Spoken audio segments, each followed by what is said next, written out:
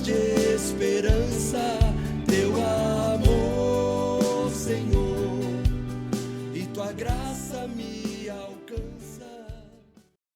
Louvado seja o nosso Senhor Jesus Cristo, para sempre seja louvado, em nome do Pai, do Filho e do Espírito Santo. Amém.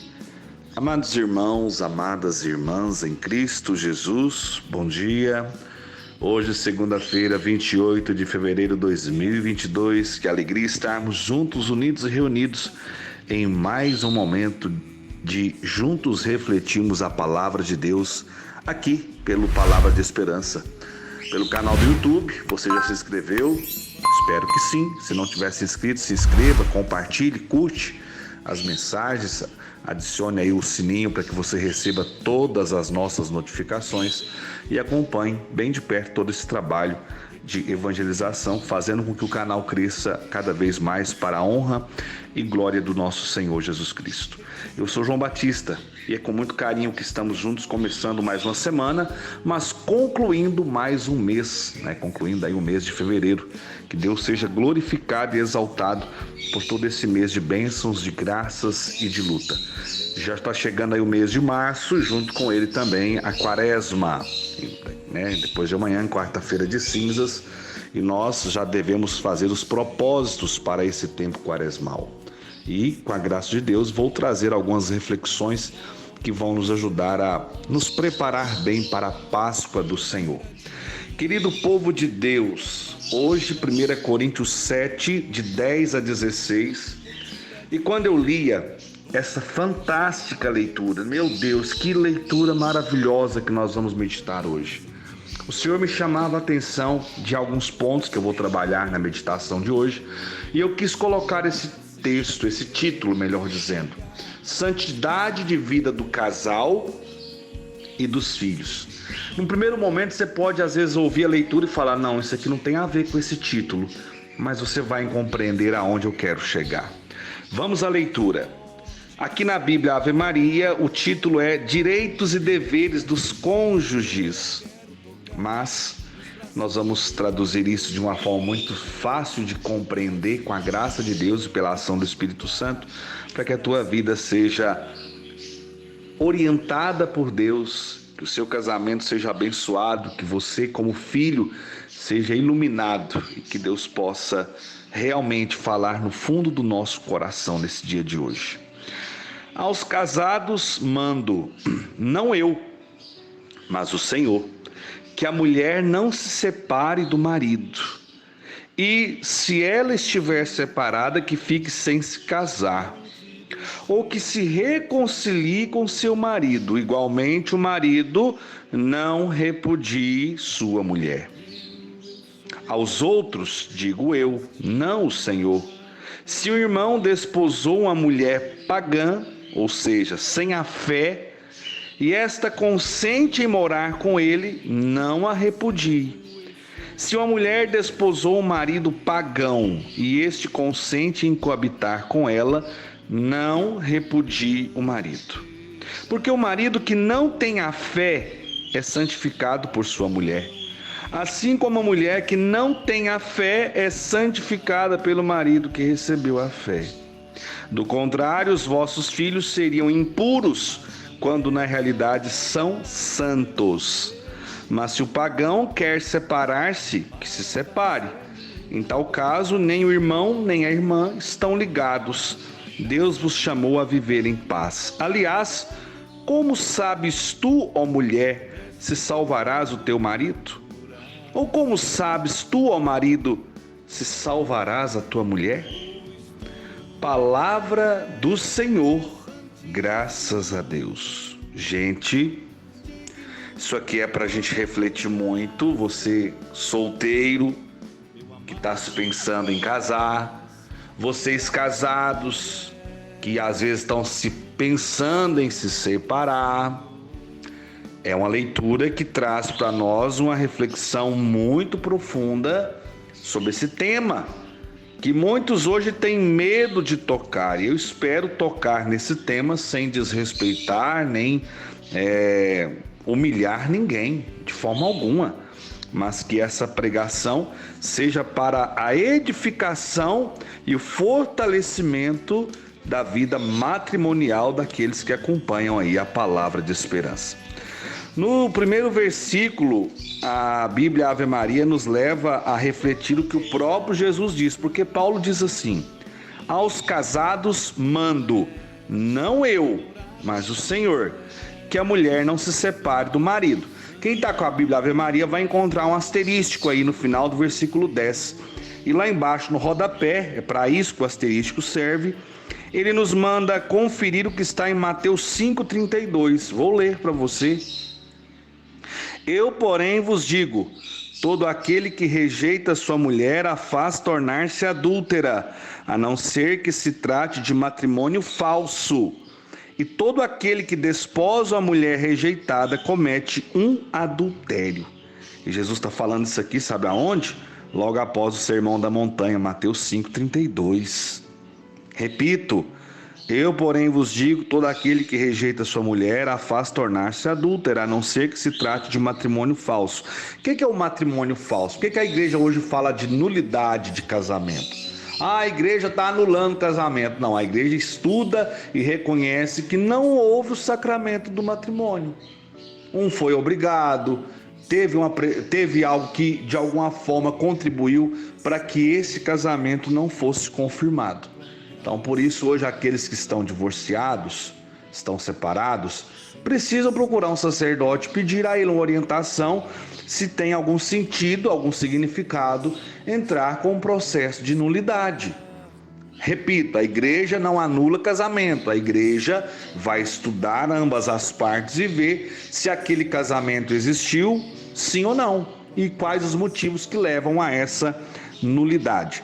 Mas o que a palavra está dizendo aqui, Jesus fala de uma forma específica, eu, porém, vos digo, todo aquele que rejeita sua mulher, né? Está dizendo mais no sentido do homem, pelo próprio contexto da época, pela própria realidade que era da época, onde a palavra final, aquilo que era tido como valor, era a palavra do homem.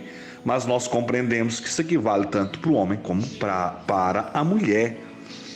E como essa palavra às vezes é dura e dolorosa para quem vive uma segunda união, para quem vive com alguém que já foi casado.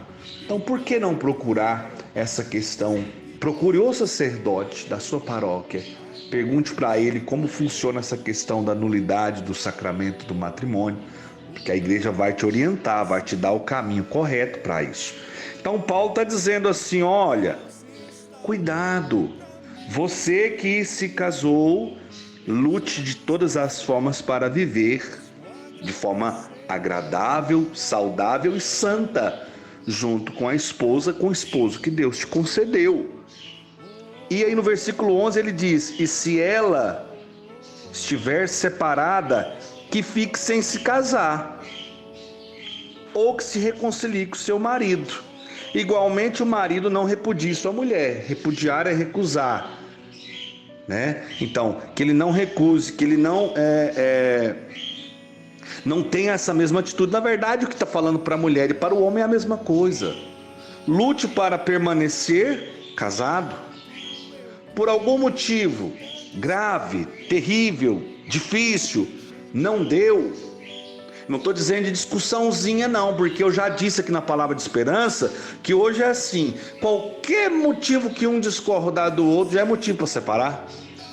Nós estamos dizendo de coisa séria, de coisa grave, violência, vícios que de uma forma ou de outra destroem um ao outro, aonde entra ameaças. Nós estamos dizendo de coisa séria, não essas briguinhas idiotas que muitas das vezes os casais têm e que por qualquer coisinha já está voltando para cada mamãe. Não é isso, isso é imaturidade, isso é falta de responsabilidade, isso é falta de coragem de assumir as consequências, porque você se casou sabendo que o outro é diferente.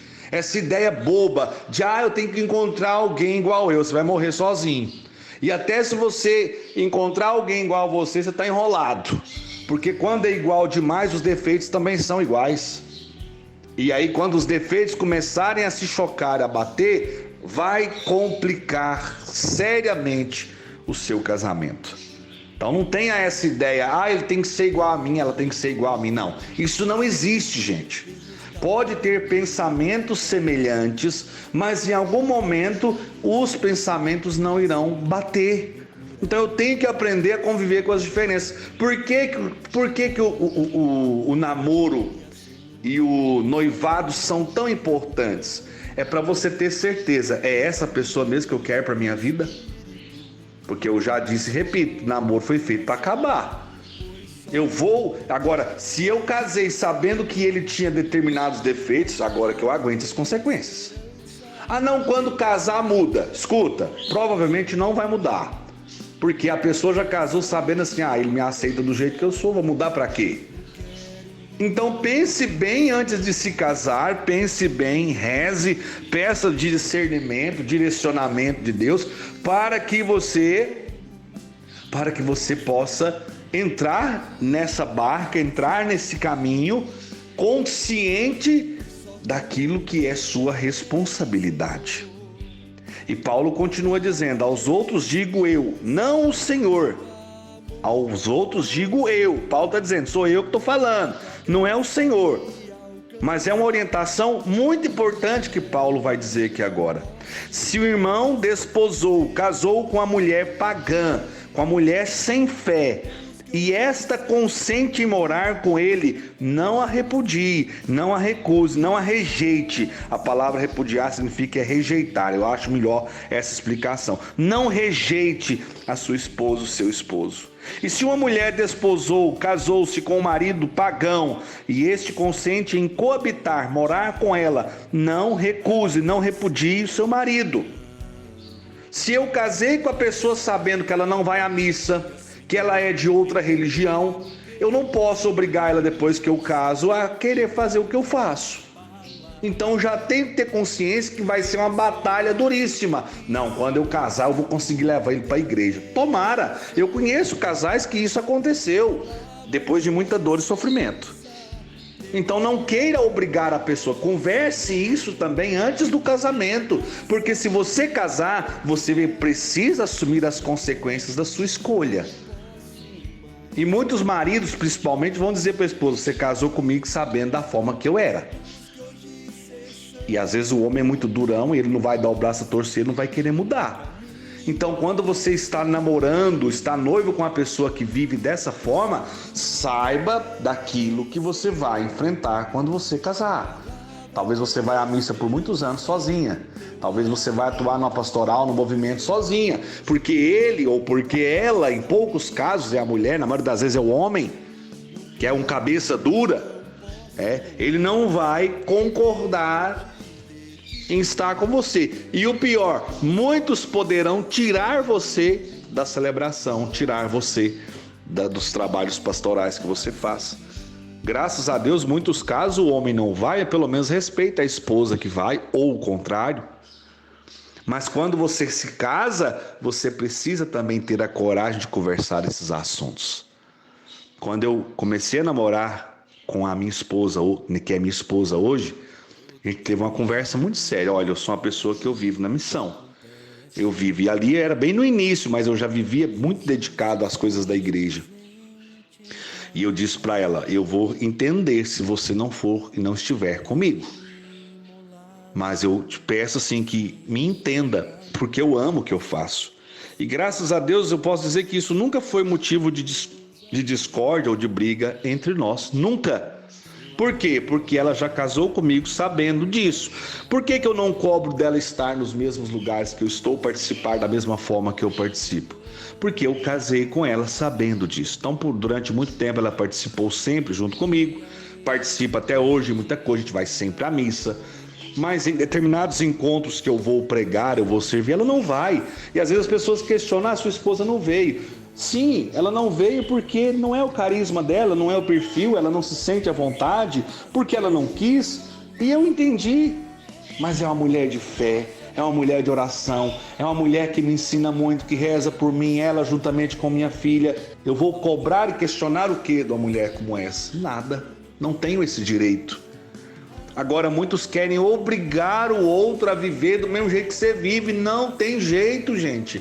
Cada um tem um jeito de viver a sua fé e isso precisa ser respeitado. Foi na leitura de sábado, né, que Paulo dizia exatamente isso. Cada um tem um carisma, cada um tem um dom, é preciso se respeitar. Agora o versículo mais lindo dessa leitura para mim é o versículo 14. Porque o marido que não tem a fé, olha, gente, presta muita atenção nisso. Isso aqui é versículo bíblico para grifar, para escrever numa frase, para pregar na geladeira, para refletir todos os dias. Você que é casado, preste atenção, porque o marido que não tem a fé é santificado por sua mulher que tem a fé. Assim como a mulher que não tem a fé, ela é santificada pelo marido que recebeu a fé. Porque se não fosse assim do contrário, os vossos filhos seriam impuros, quando na realidade são santos. São santos através do quê? Do batismo, ao qual nós levamos eles quando pequeninos para receberem. São filhos de Deus, santos no sentido porque vem de Deus, é algo puro, é algo abençoado, é algo santo. Esposas que rezam, vocês são responsáveis pela salvação dos seus esposos que não rezam. Esposos que rezam são responsáveis pela salvação das suas esposas que não rezam. Ou seja, um é responsável pela salvação do outro. João, e se os dois não rezarem? Aí cabe a nós, como irmãos, rezar pela família. Tem muito caso assim? Meu Deus, cada dia cresce mais. Ah, não vou levar meus filhos para a igreja não. Quando eles crescerem, eles escolhem o que eles querem. Então você também não podia ter dado nome para eles, porque vai que eles não gostam do nome que eles têm. Aí quando eles crescerem, eles escolhem o nome que eles queriam ser chamados. É muito séria essa responsabilidade, meus irmãos, de um levar o outro para Deus ou de trazer Deus para o outro que ficou. Isso é missão nossa e é missão dos pais cristãos levarem os filhos para a igreja. Ah, ele fica correndo, ensina ele que na igreja não é lugar de correr. Eu fico indignado de casais que vão para a igreja e colocam o filho sentado ali, dá o celular para brincar durante a missa. Que falta de respeito, que falta de capacidade de ser pai, de ser mãe. Aonde está a regra? Aonde está o limite? Aonde está o respeito? Se você ensinou isso pro seu filho, você acha que ele, quando ele crescer, ele vai para a missa, jogar dentro da missa. Ele está lá de corpo presente. Não é assim que se reza, não é assim que se ensina. Na vida precisa ter regras. Na vida, na espiritualidade, na caminhada, precisa ter limites. E são esses limites que vão fazer com que as pessoas cresçam de uma forma mais santa, mais digna, mais honesta diante de Deus. Eu não posso viver a minha fé, a minha espiritualidade de qualquer jeito. Eu preciso educar a minha alma para as coisas do céu e ajudar, como pai, como mãe, ajudar os meus filhos a colocar as regras e os limites que vão educá-los nas coisas do alto. E aí vamos terminar a leitura dizendo: mas se o pagão quer separar-se, que se separe. Em tal caso, nem o irmão nem a irmã estão ligados. Deus vos chamou a viver em paz. Aqui está dizendo as pessoas que simplesmente decidiram morar junto, que não vivem uma fé, foi morar junto. Se separou-se, né? Na verdade, ali não havia o sacramento do matrimônio. Se eles se separaram, aqueles que já moraram junto sem ser casados no sacramento do matrimônio, nada impede essas pessoas de se casarem no sacramento do matrimônio. Quer dizer, a igreja não vai interferir. Se a pessoa tomou essa decisão, João, então é melhor fazer isso. Eu gosto de brincar que muitos estão brincando com isso. Desculpa o que eu vou dizer aqui agora, mas é só uma expressão para você entender. Muitos estão fazendo um test drive para ver se podem se casar. E isso é muito triste, porque algum de nós sabe a hora que vamos partir e vamos prestar contas para Deus? E se nós ficarmos protelando, demorando, e a nossa hora chegar e nós tivermos vivido a vida inteira dessa forma? E às vezes eu pergunto para os casais que vêm conversar comigo: por que vocês estão morando junto e não se casam? Vocês se amam? Sim. Tem filhos? Sim. Há quanto tempo? Há 10, há 15 anos. Por que que não celebra o sacramento do matrimônio, não regulariza a sua vida diante de Deus? Outra frase idiota que a gente às vezes costuma ouvir é a seguinte: não, depois que casa na igreja a vida complica muito. Por quê? Por que que complica muito? Você está organizando a sua vida para alcançar um dia a salvação que vem de Deus. Agora, viver dessa forma, sabendo que está diante de Deus incorreto, errado, que sentido tem isso para a sua vida? Agora, se são pessoas que não acreditam em Deus, que não buscam a Deus, paciência. Querem viver assim? Cabe a nós respeitar. Agora, se você e o seu companheiro conhecem a Deus, amam a Deus, por que não regulariza a vida de vocês? Ah, porque nós não queremos fazer festa. Oh, que desculpa que eu ouço às vezes. Para quê? Quantos casais eu já encaminhei para o sacerdote, fizeram a celebração? O casal, o padre, mais 2 casais de testemunha. Pronto, faz essa celebração. Não precisa de espetáculo, porque muitos fazem espetáculo, mas não vivem o sacramento do matrimônio. Conheço pessoas que viveram pouquíssimos meses, pouquíssimos dias e já se separaram. Não estou aqui julgando nem condenando, pelo amor de Deus, nós estamos pensando, refletindo sobre esse assunto. Mas nós precisamos, como casais, lutar pela santidade de vida pessoal, do casal e dos filhos. Precisamos reavaliar a nossa vida. E eu quero profetizar que, em nome de Jesus, casais que estão ouvindo essa mensagem, que vivem amasiados, que vivem somente juntos, vão procurar o sacerdote, vão regularizar sua vida diante de Deus e vão celebrar o sacramento do matrimônio. Você, minha irmã que está me ouvindo, você vai mostrar essa mensagem para o seu companheiro. E quando vocês terminarem de ouvir essa mensagem, vocês vão procurar a paróquia que vocês moram, o padre, vão contar a história de vocês e em nome de Jesus vocês vão regularizar a vida no que diz respeito à igreja, ao próprio Cristo, ao sacramento do matrimônio.